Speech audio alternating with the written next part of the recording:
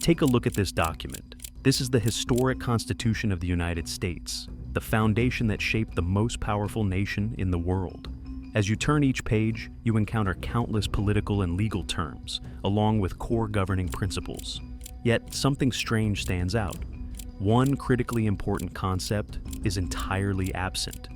That concept is political parties. It is hard to believe that an idea with such profound influence on American political life does not appear anywhere in the Constitution, especially given how deeply political parties are woven into the nation's political identity. In today's reality, it is impossible to ignore the fact that the United States is largely dominated by just two forces, the Republican Party and the Democratic Party. The long-standing dominance of these two parties has transformed American politics into a battleground reserved for two formidable rivals, giving rise to the familiar two-party system we know today. But this raises a fundamental question. If the Constitution never mentions political parties, how did the United States come to be governed by a system so overwhelmingly shaped by just two of them? To find the answer, we must turn back the clock to the earliest years of this young republic. The United States, 1796. In a small room, far removed from the public eye, George Washington sat with his longtime friend, Alexander Hamilton. A heavy atmosphere hung over the room. Washington was exhausted after years of steering a fragile young nation. He carried illness, fatigue, and no small measure of criticism from political rivals. This was his second presidential term, and Washington had reached a momentous decision. He would step aside. But for the first president of the United States, a figure held in near universal reverence, leaving office in silence was unthinkable. Washington believed he had a duty to deliver a final message to the people, not to defend himself, but to warn them. And so, he summoned Hamilton. Together, they drafted a remarkable document, the farewell address of the first president of the United States. In his final words as head of state, Washington laid bare his deepest concerns for America's future. In his view, a government designed to serve the entire people was indispensable if the Union was to endure effectively and remain strong. No factional alliance, no matter how tightly bound, could ever replace that purpose. Washington warned specifically against the alternating dominance of political factions. When one faction seizes power merely to exact revenge on another, he argued, politics becomes forged in resentment and division. To Washington, this was the road toward a frightening form of tyranny. The first president of the United States regarded political factions as a death sentence for the young republic. For that reason, he opposed all forms of partisanship and called for national unity. This view was not Washington's alone. It was shared by many of his closest allies. Alexander Hamilton once described political parties as the most deadly disease of the United States. James Madison, in the famous Federalist No. 10, devoted extensive analysis to the dangers factions pose to a republican system. This profound anxiety helps explain why the U.S. Constitution was written without any mention of political parties. The founders feared that if politics became dominated by factional interests, the nation would quickly spiral into ruthless competition and endless division. Yet, no matter how deeply they distrusted factions, they could not deny one fundamental truth. Liberty and democracy were the core values they sought to protect. And in a free society, banning political parties was impossible. Instead of suppression, they chose another path. They designed the Constitution to minimize the influence of factions by dividing power among three independent branches: legislative, executive, and judicial, an effort to prevent any single group from ever seizing total control. But was that design enough to stop the rise of political parties? To answer that question, we must return to the political reality during Washington's own presidency. No matter how deeply George Washington and the Founding Fathers feared them, they could not deny a fundamental reality. Political parties are nearly unavoidable in any free society. People never share identical interests. As society becomes more complex, groups with different social positions, professions, and goals naturally pursue distinct and often competing interests. Creditors and debtors cannot reasonably expect the same policies. Workers and factory owners do not see the world through the same lens. Farmers and urban political elites are driven by entirely different priorities. Over time, These differences create invisible boundaries within society. And when such groups come to realize that only by uniting with those who share their interests can their voices carry real weight, political factions emerge as an inevitable consequence. This reality revealed itself quickly during Washington's own presidency. Despite his desire for national unity, two major factions soon came to dominate American political life.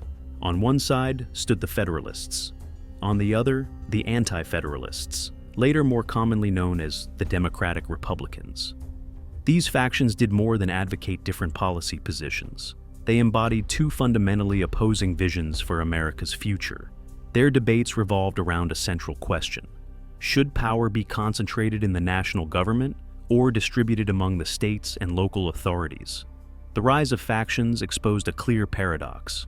The U.S. Constitution may never mention political parties, yet the very values it protects, liberty, democracy, and representation, created the conditions for factions to emerge and thrive. Washington could warn of the dangers of political division. The Constitution could be designed to restrain power. But no system of government can completely erase the human instinct to defend one's own interests. From that moment on, political parties ceased to be a temporary phenomenon. They gradually became an indispensable part of American politics, laying the groundwork for rivalries that would endure for generations. And from the initial confrontation between the Federalists and the Anti-Federalists, a deep fracture took shape, one that would continue to define the entire course of American political history. The confrontation between America's first political factions was not a matter of minor policy disagreements. It was a foundational divide, centered on a core question: how much national power should be concentrated, and who should hold that power? The Federalists believed that the United States could survive and prosper only under the guidance of a strong central government. They supported the Constitution and argued that a federal government with sufficient authority was a prerequisite for maintaining order, promoting commerce, and protecting the nation from external threats. Federalists understood all too well the failures of the Articles of Confederation, a period during which Congress was nearly powerless and the states acted independently, with little coordination. In their view, a weak central government meant chaos, stagnation, and the risk of national collapse. It was no coincidence that the Federalists drew strong support from the wealthy, from financiers, and from urban elites in major cities such as Philadelphia, Boston, and New York. They needed a government capable of managing the economy, coordinating international trade, handling diplomatic conflicts, and, when necessary, declaring war to defend national interests. On the opposite side, the Anti-Federalists saw a very different danger. To them, a powerful central government was not a solution, but a direct threat to individual liberty and private property. Their supporters were largely farmers living in rural areas, far removed from centers of power and commerce. At a time when transportation and communication were extremely limited, large cities felt as distant as capitals across the ocean, places they had never visited and in which they had no voice. Their greatest asset was land, and the government closest to them was their state government. As a result, they feared that if supreme authority fell into the hands of politicians in some distant city, their interests would be ignored, or even taken from them. For the Anti-Federalists, the best solution was not to strengthen central power, but to grant greater autonomy to the states and local governments. In their view, governors and state legislatures were far better positioned to understand the needs of the people. If each local community were well governed, the nation as a whole would naturally prosper. Clearly, neither side was driven by pure idealism alone. Each was fiercely fighting to protect the interests of its own constituency. Yet, it was precisely this opposition that drew a clear dividing line, the line between a strong central government and local self-rule. That line not only shaped American politics in the nation's early years, but became the deepest fracture running through the entirety of U.S. political history. Though party names would change over time, the substance of this debate never disappeared, and from this fundamental divide, the American political system gradually evolved into a long-running competition between two opposing poles, the foundation of the two-party system we recognize today. If American politics began with multiple factions and competing viewpoints, a natural question follows. Why did the system ultimately narrow down to just two dominant parties? Why do third or fourth alternatives rarely gain a foothold, despite the immense diversity of American society? The answer lies not in political ideology or lofty ideals, but in the way the United States structures its elections. The United States is one of the few countries that applies the principle of simple majority and winner-take-all elections so thoroughly. Under this system, the individual or party that receives the most votes wins everything, regardless of whether the margin of victory is wide or razor-thin. This approach stands in stark contrast to proportional representation systems, where parties share legislative power based on the percentage of votes they receive. In the US, there is no reward for second place. You either win it all or you get nothing. The winner-take-all mechanism runs throughout the American electoral system. For the House of Representatives, elections are held in individual districts. For the Senate, the entire state serves as a single electoral unit. And in presidential elections, the candidate who wins a state typically captures all of that state's electoral votes. While the formats differ, the underlying logic is the same. A relative majority is enough to secure victory. At first glance, this may seem like an efficient arrangement. It produces clear winners, reduces political gridlock, and allows governments to function more smoothly. But this very mechanism also unintentionally laid the groundwork for the dominance of two major parties. In such a system, smaller parties face severe disadvantages. They struggle to win outright in any given district, even if they command substantial support nationwide. That support, if spread thinly, translates into no real political power. Over time, electoral laws themselves narrowed the political playing field, forcing competition to revolve around two primary choices. And once voters see only two names with a realistic chance of winning, the two-party system begins to reinforce itself. Thus, America's two-party dominance is not the result of a hidden conspiracy or an original design. It is the direct consequence of a winner-take-all electoral system, one in which the victor claims everything, and the loser is left with nothing. To understand why smaller parties have almost no chance within the US electoral system, we need to look beyond formal rules and step into the psychology of voters. Imagine you live in a neighborhood of 100 people, and an election for neighborhood leader is approaching. The rule is simple. Whoever receives the most votes wins and takes full control.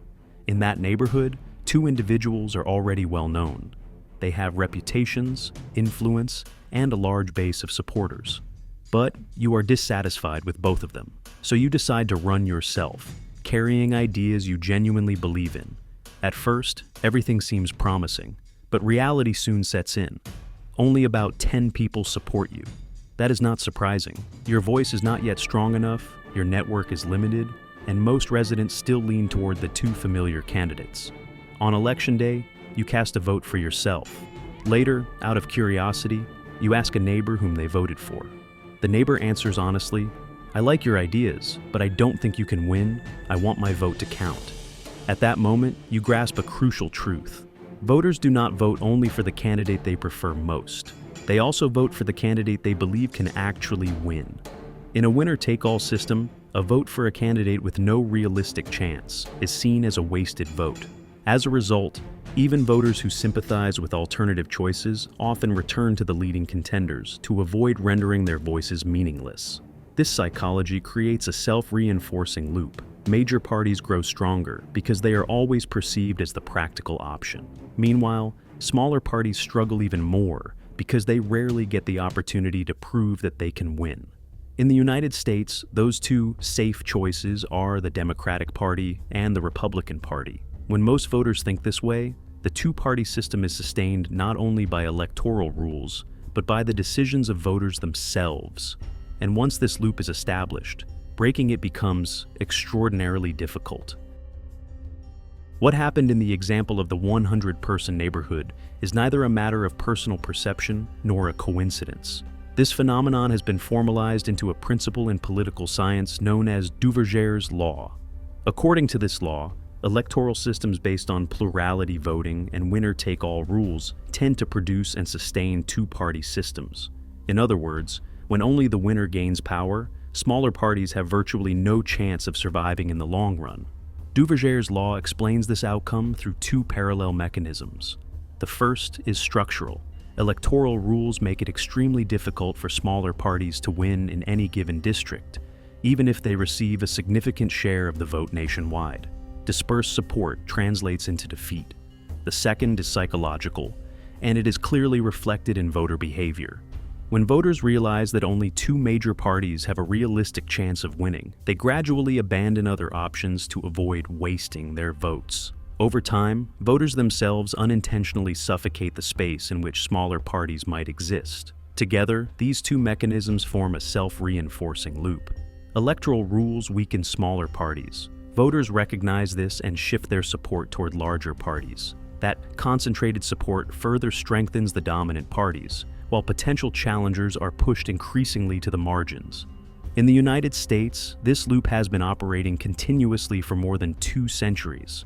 The Democratic Party and the Republican Party dominate not only because they are powerful, but because the entire system is structured to favor those already in the lead.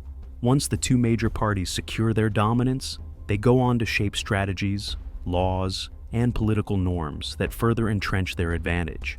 As a result, the barriers to entry for smaller parties grow ever higher, often to the point of being nearly insurmountable. Duverger's law does not claim that a two-party system is morally inevitable or normatively superior. It points instead to a cold reality. Given the current rules of the game, the outcome is largely predetermined. And once we understand this principle, it becomes clear that America's two-party system is not a choice. It is a consequence. But electoral rules and voter psychology are still not the whole story. The two major parties do not merely benefit from the system, they actively exploit and manipulate it. To see how, we must move to the next chapter. The quiet battle waged on electoral maps. Once the Democratic Party and the Republican Party had secured their dominant positions, they did not merely benefit passively from the electoral system. In practice, both sides actively sought to maximize their advantages, and one of the most effective tools they employed was gerrymandering, the manipulation of electoral district boundaries. The year 2010 marked a major turning point in American politics. The United States conducted its nationwide census, an exercise that takes place every 10 years. Officially, its purpose was to update population data. Politically, however, its consequences were far more significant. Congressional districts across the states would be redrawn. At that moment, a new strategy emerged within the Republican Party. The idea was simple, yet extraordinarily effective. If the party could concentrate its own voters in key districts while dispersing opposition voters across many others, then even a narrow advantage in votes could translate into control of a large majority of seats in Congress. The opportunity came because state legislative elections were held in the same year. Republicans invested heavily in these often overlooked races, recognizing their strategic importance. By winning control of state legislatures, they gained the authority to redraw congressional district maps, and they moved quickly. A clear example can be found in North Carolina. Prior to 2010, the state's congressional map favored Democrats, but within just a few years, the map looked entirely different. New district lines were drawn in a way that packed Democratic voters into a small number of districts, while Republican voters were distributed more efficiently across the state. This strategy is typically carried out in 2 ways. The first is packing, concentrating as many opposition voters as possible into a limited number of districts, allowing them to win overwhelmingly there, but nowhere else. The second is cracking, splitting opposition voters across multiple districts, turning them into minorities in each race. The result was that hundreds of thousands, even millions of votes became effectively meaningless. A party could win more votes statewide and still fail to secure a proportionate number of seats in Congress. North Carolina was not an isolated case. Similar strategies were employed in states such as Florida and Wisconsin. 2 years after the census, Republicans won a landslide victory in the House of Representatives, far outpacing their opponents in seats despite relatively modest differences in total vote counts. The effectiveness of this tactic was quickly proven, and it became a standard weapon in the political arsenal of the major parties. Americans know it by a familiar name, gerrymandering. It is important to emphasize, however, that gerrymandering is not the exclusive domain of any single party. In states where Democrats hold power, similar strategies have also been applied, differing only in political color. Ultimately, gerrymandering is not a story about morality or ideals. It is a tool of power, and in a system where the winner takes all, it is a tool that is almost impossible to ignore. Although gerrymandering is most often discussed in the context of the Republican Party's sweeping victories in the early 2010s, one important point must be made clear. This strategy is not the exclusive property of any single party. In states where the Democratic Party controls the legislature, similar tactics have also been deployed. Illinois and Maryland are often cited as clear examples, where electoral maps were redrawn in ways that favored the party in power and placed its opponents at a serious disadvantage in congressional races. This reveals the true nature of gerrymandering.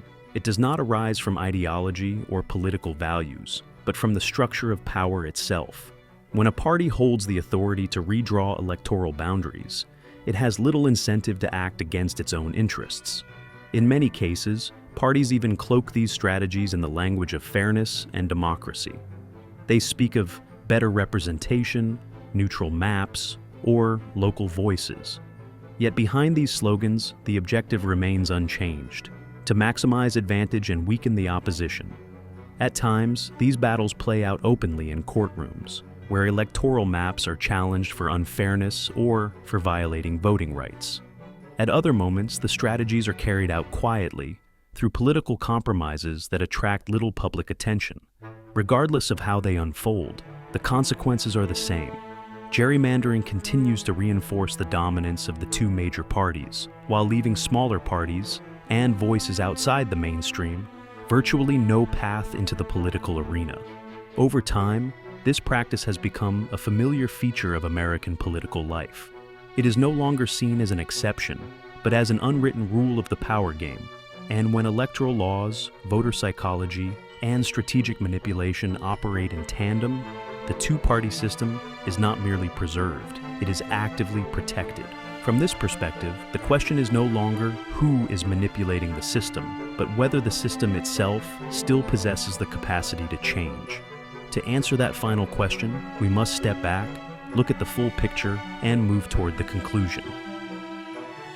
The United States two-party system is not the product of a conspiracy devised from the very beginning, nor is it a betrayal of the nation's original democratic ideals. Rather, it is the cumulative result of history, electoral law, and human behavior. The Founding Fathers may not have wanted political parties to exist. The Constitution may have been designed to restrain power and prevent the dominance of any single faction. Yet once core values such as liberty and democracy were placed at the center, the emergence of political parties became almost unavoidable.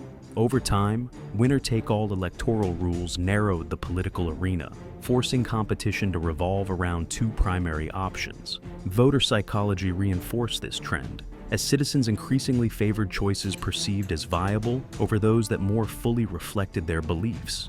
Once the two major parties secured control of the political landscape, they continued to use every available tool to maintain their advantage, from shaping the rules of the game to manipulating electoral maps. As a result, the two-party system has not merely endured passively, it has been actively protected and reinforced. The outcome is an intensely competitive political arena in which power is almost always divided between the Democratic Party and the Republican Party. This is not a hospitable environment for smaller movements, fringe ideas, or voices that fall outside the two dominant poles.